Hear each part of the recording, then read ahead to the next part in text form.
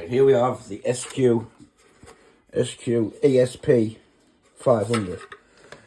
But I would call it the extra strong piss 500. That's what I'd call it, because it's absolutely causing nothing but nightmare. How do you get it out? Right, you press the button, nothing's coming on.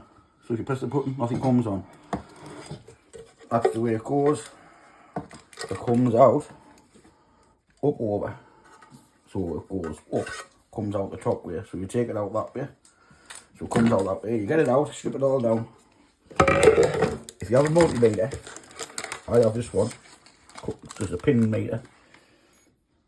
What you're looking for is a matching volt all the way down these pins. There's 5 pins. There's one there, one here, one there, blah, blah, blah. Your heater's going on. Right, so let's click that on there and see what the voltage is. We've got 4.16. Right, now we'll click this one on here. We've got, let's have a look, 4.18. 4.14.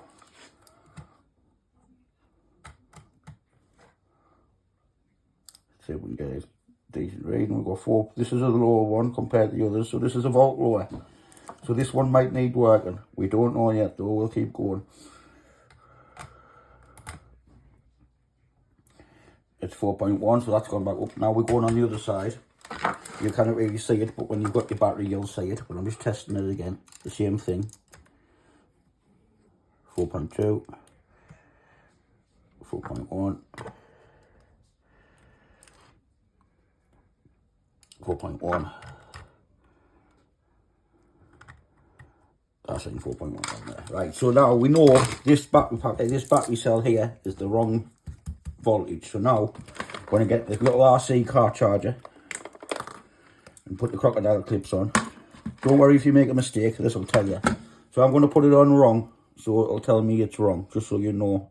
If you make a mistake, it'll tell you. So this is the wrong polarity. I'll put the plus on the minus. Now this should tell me that I've done it wrong. Look, reverse polarity. So now it's beeping to tell me that I've done it wrong. So you can't go wrong with this. This is why I'm telling you to use this. So this is the weak cell. This is under 4.1. The BMS likes everything, there's BMS here, likes everything to be within 500 milligrams of each other to make it work, because it's one of them crap ones. So now we go back to this.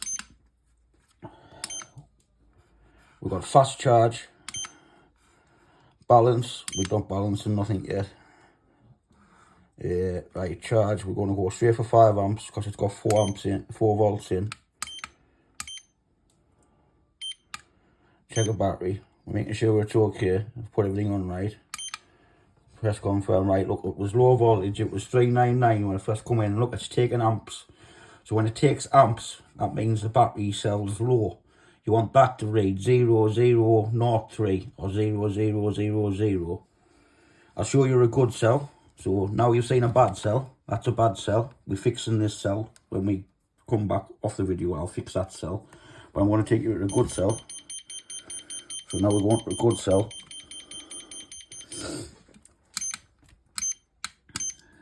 Right. Now it should, the amperage I was talking about should be lower if this is a good cell. So this here should stay 000 or low down. It shouldn't go any higher. What was I saying? And look, it's straight away. Nothing's going in the capacity. It's at 0.0 amp. It's forcing capacity into it now. Watch, it might go up over a minute.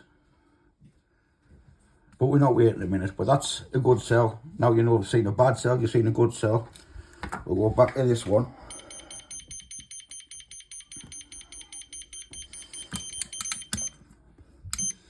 And we'll charge this one.